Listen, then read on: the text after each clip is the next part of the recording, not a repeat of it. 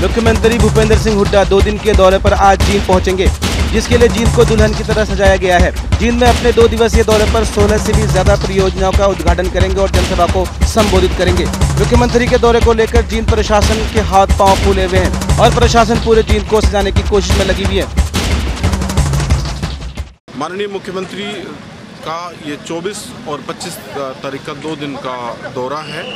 इसमें 24 तारीख को 16 विभिन्न परियोजनाओं का जिनका 3 जून की जो रैली थी उसमें जो घोषणा हुई थी उनका फाउंडेशन स्टोन रखा जाएगा और 25 तारीख को PWD गेस्ट हाउस में वो लोगों से रूबरू होंगे। इसी दौरान मुख्यमंत्री जी प्रशासनिक अधिकारियों की बैठक लेंगे। मुख्यमंत्री जी इसी दौरान प्रशासनिक अधिकारियों की बैठक लेंगे और विकास कार्यों की समीक्षा करेंगे। तो सर सभी तैयारियां पूरी कर ली गई हैं? हाँ, ये पूरी तैयारियां युद्ध स्तर पर जैसा कि आप देख रहे हैं यहाँ पूरी कर ली गई है। हरियाणा के मुख्यमंत्री भूपेंद्र सिंह हुड्डा ने प्रदेश में तीसरी बार कॉन्फ्रेंस कर सरकार बनाने का दावा किया। मुख्यमंत्री ने आज पानीपत के राजाखेड़ी गांव में कम्युनिटी सेंटर और राजकीय पशु चिकित्सालय का उद्घाटन किया। साथ ही मुख्यमंत्री ने किसानों को किसान दिवस की बधाई भी दी। आज जो शुभ दिवस है, हमारा पूरा देश आज किसान दिवस के रूप से मना रहा है, क्योंकि आज चौधरी चरण सिंह जी का जन्म दिवस है। तो आप सबको मैं बधाई देता हूँ इस बात की। हरियाणा में 2005 में कांग्रेस की सरकार बनी और उस सरकार बनने में आप लोगों का बड़ा सहयोग रहा है, आपका आशीर्वाद रहा है, क्योंकि यह पानीपत से ही हमने एक बहुत बड़ी ललकार रैली करी थी और यहाँ से आह्वान किया था लोगों से कि भाई आप सहयोग दो, हम आपकी सरकार बनाएंगे, आपकी सेवा करेंगे। बहादुरगढ़ के नूना माजरा गांव में किसानों की फसल खराब हो रही है और ये बर्बादी हाई टेंशन लाइन बिछाने की वजह से हुई है। तमाम किसानों का इस मामले पर कहना है कि उन्होंने प्रशासन से फसल कटने के बाद, लेकिन विभाग के SDO का कहना है कि लाइन बिछाने का काम पहले से ही तय था, इसलिए यह काम अभी किया जा रहा है। मेरे 3 किले हैं पीछे, मेरे जमीन में से पूरे माह के इन्होंने तार कर उसका पहले जो खंभे गड्ढे थे उसका ना तो कोई पहले मुआवजा मिला था और ना कोई अब इनकी कोई इन्फॉर्मेशन थी।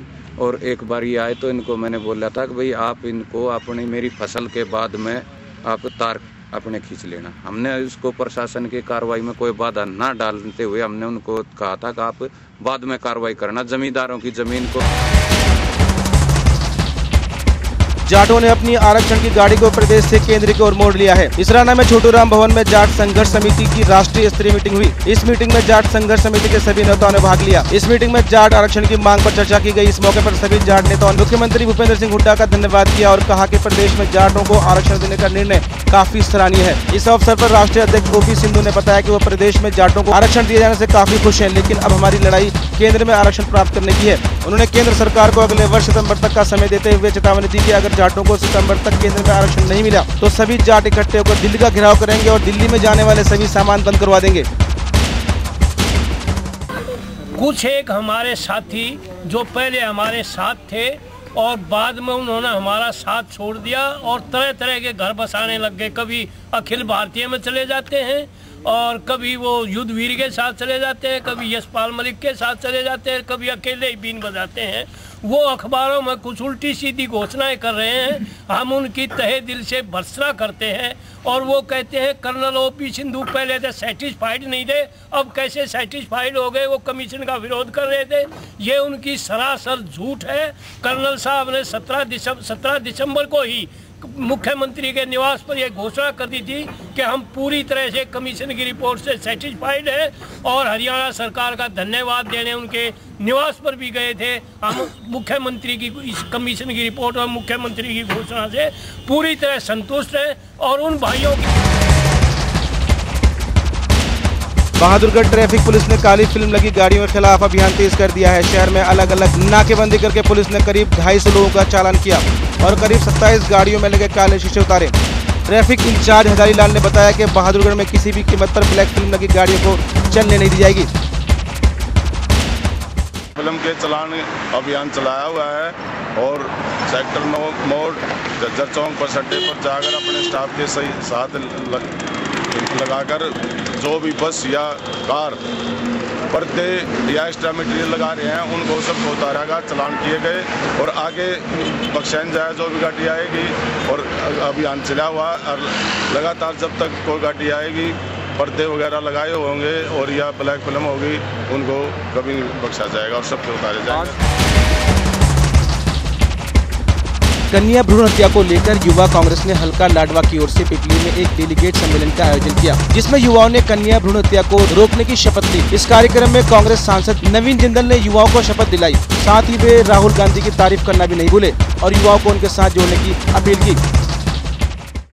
देश के युवाओं को राहुल गांधी जी नेतृत्व कर रहे हैं, जिस तरह से जो इन्होंने प्रणाली चालू की कि सबकी इसके अंदर भागीदारी हो, एक डेमोक्रेटिक ढंग से, प्रजातांत्रिक ढंग से जो है युवाओं की हिस्सेदारी हो ताकि पार्टी मजबूत हो।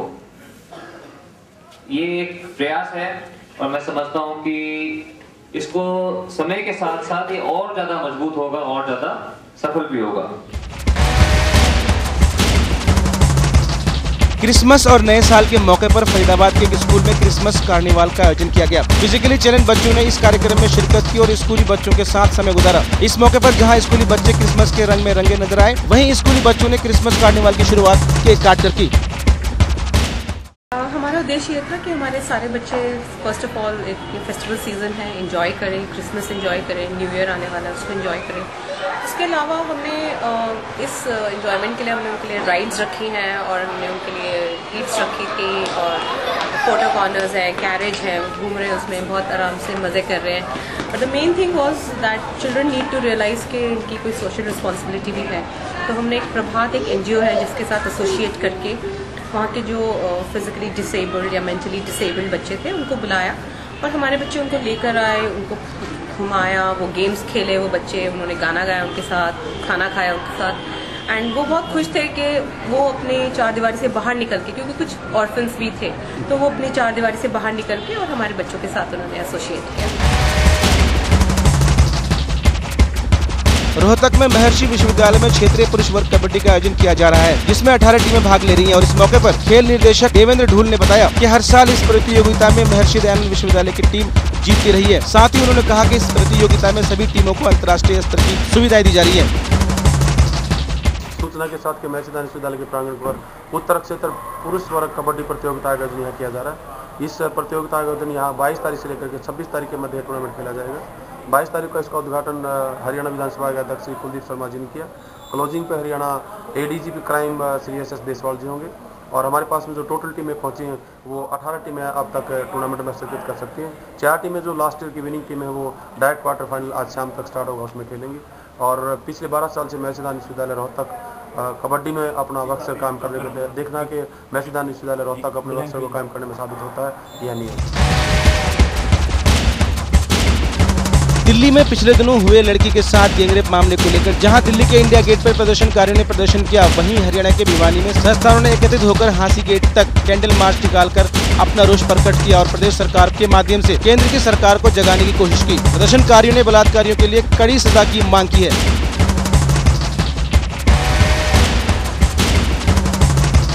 रोहतक में आयोजित प्रेस कॉन्फ्रेंस में मीडिया से बात करते हुए उत्तरी भारत के प्रमुख जाट शिक्षण संस्थाओं के उप प्रधान नरेश काला ने जानकारी दी कि पूर्वजों की इस धरोहर को राजनीति व स्वार्थ का अखाड़ा नहीं बनने दिया जाएगा।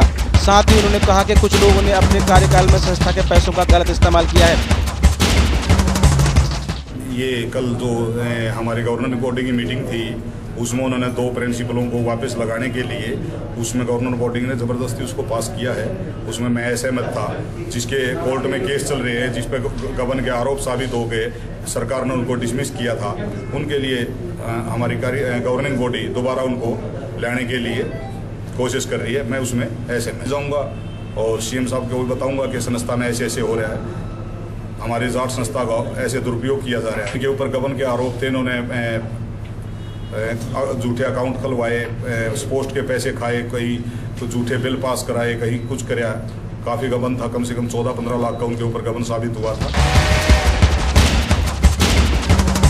शेयर बाजारों के प्रमुख सूचकांकों में गत सप्ताह करीब आधे फीसदी की गिरावट दर्ज की गई, जबकि धातु सेक्टर में 4.5% उछाल दर्ज की गई। बम्बई स्टॉक एक्सचेंज का 30 शेयरों पर आधारित संवेदी सूचकांक सेंसेक्स गत सप्ताह 0.39% या 75.25 अंकों की गिरावट के साथ 19,242 पर बंद हुआ। इसी अवधि में नेशनल स्टॉक एक्सचेंज का 50 शेयरों पर आधारित संवेदी सूचकांक निफ्टी 0.54% या 31.9 अंकों की गिरावट के साथ 5,847.70 पर बंद हुआ।